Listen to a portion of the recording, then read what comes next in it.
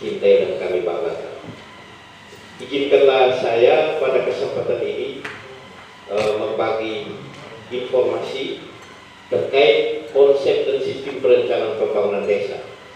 Tadi Pak Kabak Hukum sudah bilang dasar hukumnya adalah Permendagri 114 tahun 2014. Nah, kalau bicara tentang pembangunan desa, sebetulnya kitab sucinya itu adalah ada undang-undang tentang desa, undang-undang nomor 6 dan Permendagri 114. Ini kitab suci sudah yang harus dipahami oleh Bapak Ibu di desa. Next, ya.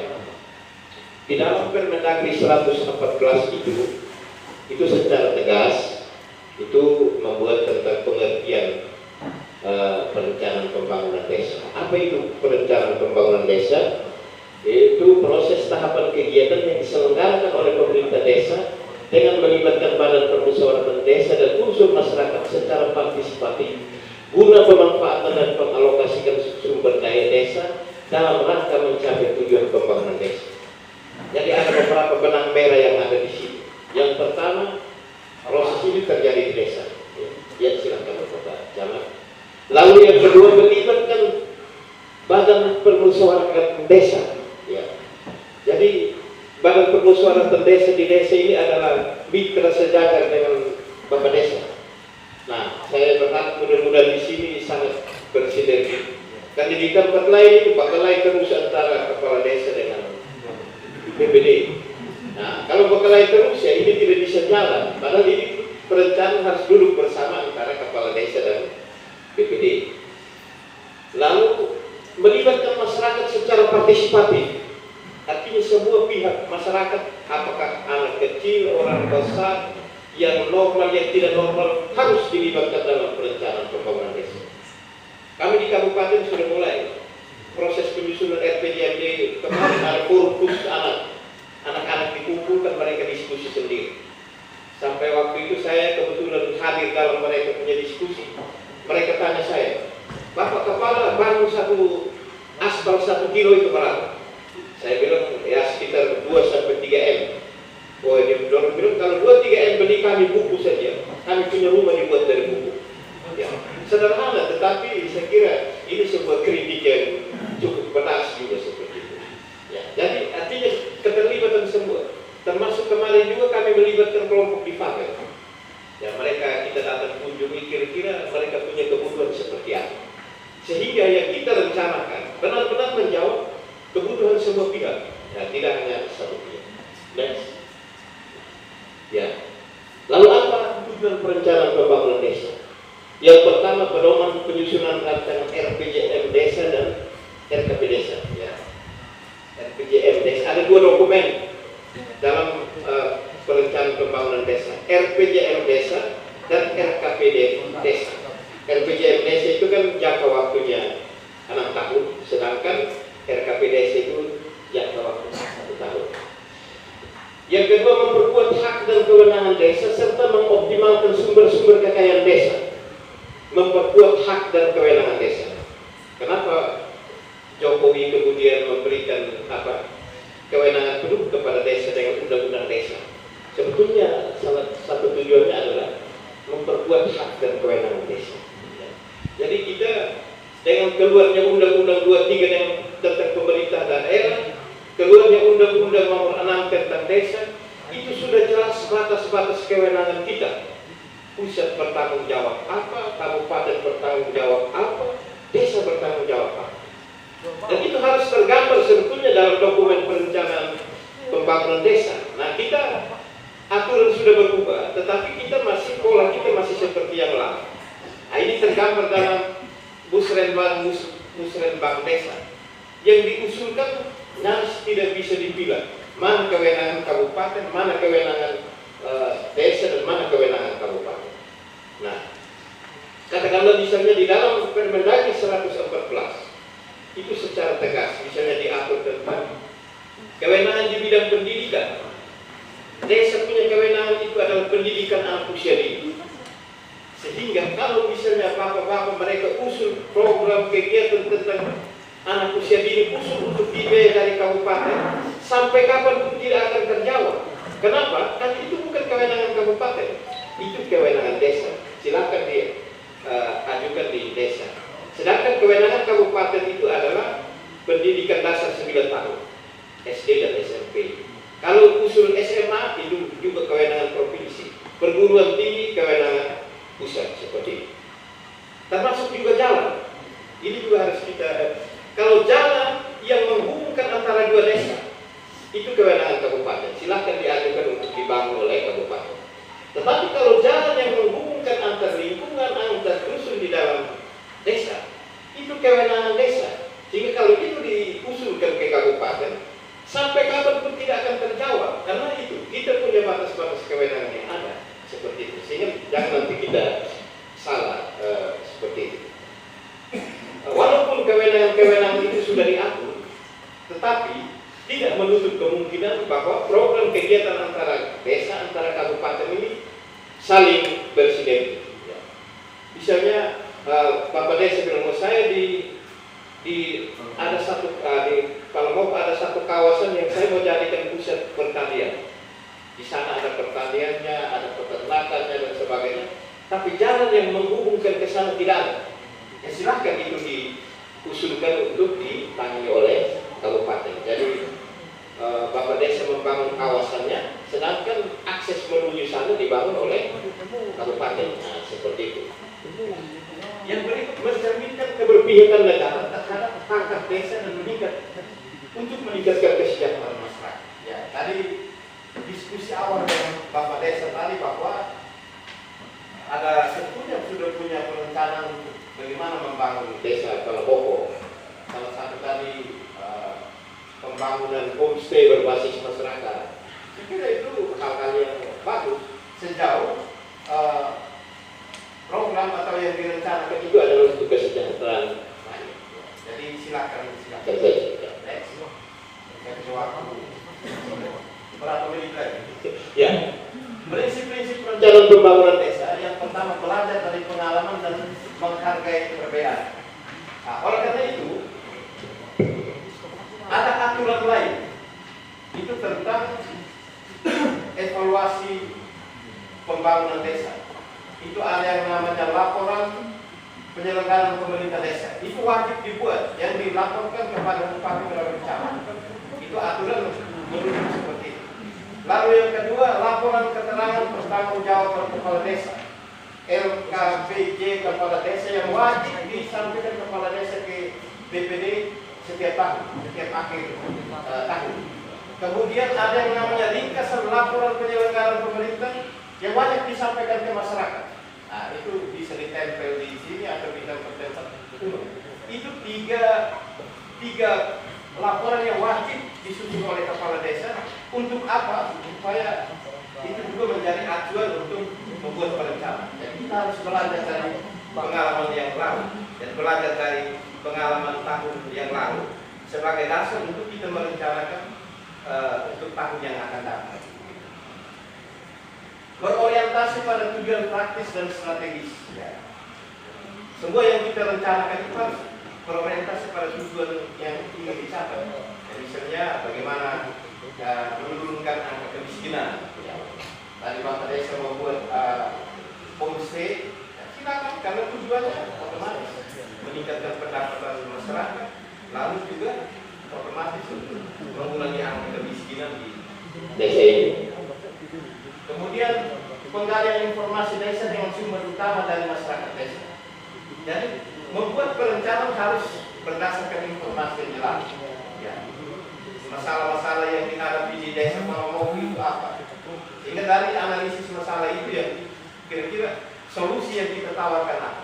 Seperti itu. Jadi buat perencanaan harus benar-benar menjawab masalah. Kemudian pemberdayaan dan kaderisasi. Yang ketujuh berbasis kekuatan.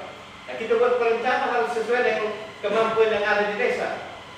Nah, kami pernah musrembang desa, kami coba lihat usulan-usulan dari desa, dan kami coba melakukan survei. Usul mesin giling kopi itu ada 500 unit. Jadi saya tanya, berapa ton kopi yang dihasilkan per tahun. Jangankan ton, pohon kopi juga tidak ada. Lalu kenapa kamu usul ini? Nanti kan kita beli di pasar, tidak bisa buat. Dia buat perencanaan ya, kalau memang ada kopi silahkan. Begitu. Nah yang kami temukan di lapangan itu seperti itu. Usul tetapi potensi tidak ada. Begitu. Jadi ini yang harus kita rubah ke depan. Keswadayaan. Nah ini juga rata-rata begitu kami coba rekapitulasi usulan dari desa, semua diminta untuk dibiayai dari kabupaten. Padahal kan seharusnya di dalam dokumen RKPD itu harus dipilah secara jelas. Sekian ini dibangun dari dana desa, sekian ini dari swadaya masyarakat. Nah, ini yang tidak bisa dari swadaya dan dana desa, ini yang kita usul supaya nanti perantingan di kecamatan seperti itu. Nah, selama ini kan kami bingung mana usulan yang dibiayai desa, mana yang dibiayai kabupaten, mana yang kita perjuangkan untuk di provinsi. Ya, misalnya ada yang usul pembentukan sanggar tari. Ya, sanggar tari itu kan kewenangan desa. Pembentukannya kan tidak butuh anggaran terlalu banyak. Silakan untuk apa kita buang waktu di kecamatan, perantingan lagi dan segala macam. Cukup itu di desa. Tetapi yang diusulkan di kabupaten, ya seperti yang saya sampaikan tadi. Kalau misalnya jalan itu menghubungkan dua desa, oke silakan. Atau jalan menghubungkan ke tempat-tempat yang strategis tadi, misalnya kepala desa mau ada bangun kawasan pertanian dan sebagainya. Atau misalnya tadi kewenangan pendidikan PAUD itu adalah kewenangan desa. Desa sudah bangun gedungnya, sudah rekrut tenaganya, tapi keterampilan untuk mengajar itu yang tidak ada. Nah itu silakan nanti diajukan dan didukung dari kabupaten. Nah seperti ini. Sehingga dan sampai aturan sudah berubah, tetapi kita punya pola masih seperti yang dulu-dulu seperti itu. Yang ke-9 keterbukaan dan pertanggungjawaban. Ya, tadi saya bilang segala sesuatu yang kita rencanakan dan kita laksanakan di desa, pada akhirnya kita harus bertanggung jawab. Nah, oleh karena itu sebetulnya kalau kami di kabupaten itu indikatornya harus jelas. Kegiatan ini menjawab indikator yang mana?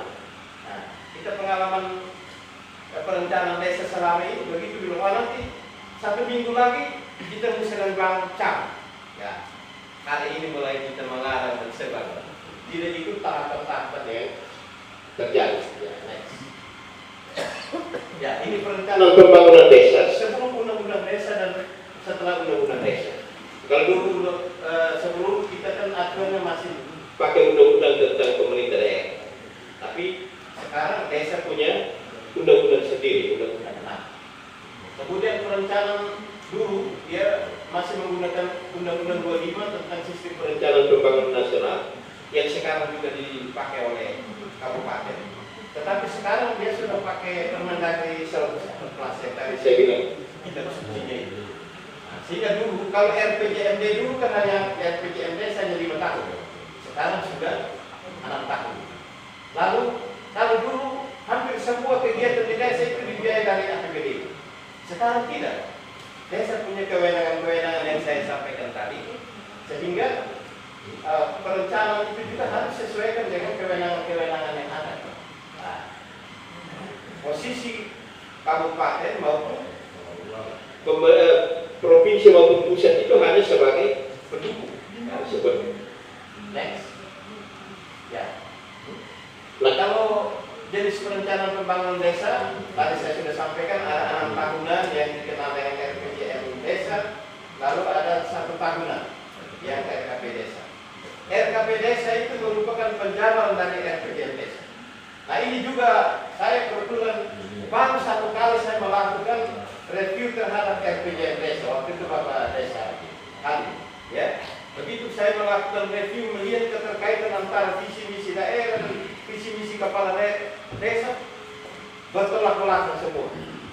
Visi misi bupatinya lain, kepala desa bikin lain, tidak nyambung. Ya seperti itu. Nah itu baru antara desa dan kabupaten. Tetapi antara RKP desa dan RPJM desa juga bertolak belakang.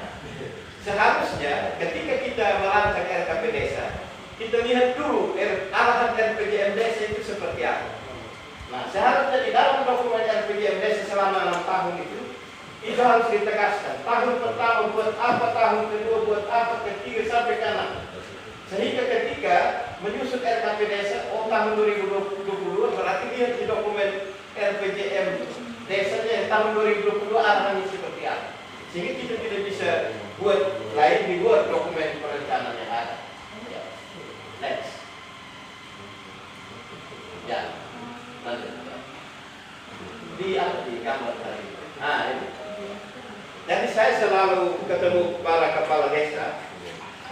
Terakhir yang dengan Bapak Desa waktu di Dinas PMD, saya bilang tidak ada desa itu yang harus bank republik sendiri, sehingga dia buat misi-misi lalu buat perencanaan di luar arah kebijakan yang ditegaskan oleh kabupaten. Oleh karena itu, memang selama ini ada sebuah proses yang salah. Di dalam Permendagri 114 itu secara tegas di pasal 2 itu bahwa dalam menyusun RPJM desa dan RKP desa, pemerintah desa wajib melakukan penyelarasan dengan RPJMD kabupaten dan RKPD kabupaten. Dan itu yang mengawal adalah Bapeda. Maka seharusnya bapak mereka datang di Bapeda melakukan penyelarasan. Saya bilang sama teman-teman dinas PMD, kalau kami yang harus turun atau kepala desa yang datang, saya tiap hari terima tamu terus. Tentunya tidak apa-apa, tapi dengan corona seperti ini, ya tentu akan sulit. Makanya saya bilang, tolong diprogramkan misalnya 1 hari untuk 1 kecamatan. Kumpul semua kepala desa, kita melakukan penyelarasan.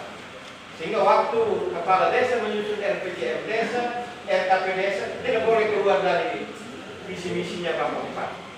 Nah, oleh karena itu saya mau sampaikan begini Bapak Desa. Kali ini saya dan Pak Kabak Hukum ini baru pulang dari Kupang. Kebetulan saya presentasikan RPJMD Kabupaten Sumba Barat yang baru untuk pimpinan perangkat daerah di Provinsi Nusa Tenggara Timur. Dan mungkin 1-2 bulan ini akan ditetapkan RPJMD Kabupaten Sumba Barat yang baru. Konsekuensinya apa? Seluruh kepala desa harus merevisi RPJM desa, disesuaikan dengan dokumen RPJMD yang baru. Oleh karena itu, saya kira kalau sekarang RKPD sudah mulai proses penyusunan, kalau sudah proses penyusunan, silakan dianggarkan untuk penyusunan revisi RPJM desa. Ya. Nanti kalau mau butuh kami silakan. Bapak Desa jangan pusing-pusing untuk anggarkan untuk kami, nanti kami akan memberi manfaat. Ya. Bapak programkan untuk kasih makan Bapak punya peserta, sedangkan narasumber, ya itu kami biaya sendiri dari kabupaten. Silakan undang kami, undang dari buku, undang dari yang terkait, karena ini termasuk dari aset dan sebagainya. Yeah. Kami juga datang bawa makan sendiri, tapi kan pasti tidak mungkin Bapak Desa makan sendiri, kami makan sendiri. Ya, artinya kita saling saling bersinergi supaya antara dokumen perencanaan di desa itu searah dengan dokumen perencanaan di kabupaten, sehingga dia tergambar seperti ini. RPJM desa itu harus sesuai dengan arahan yang ada di dalam RPJM daerah. Kemudian juga harus sesuaikan dengan renstra dari masing-masing perangkat daerah. Tapi kuncinya kalau dia sudah selaras dengan RPJM di kabupaten, itu otomatis dengan renstra dia sudah selaras. Karena renstra juga acuannya adalah dokumen RPJMD. Sehingga saya kira ini menjadi perhatian kita Bapak Kepala Desa.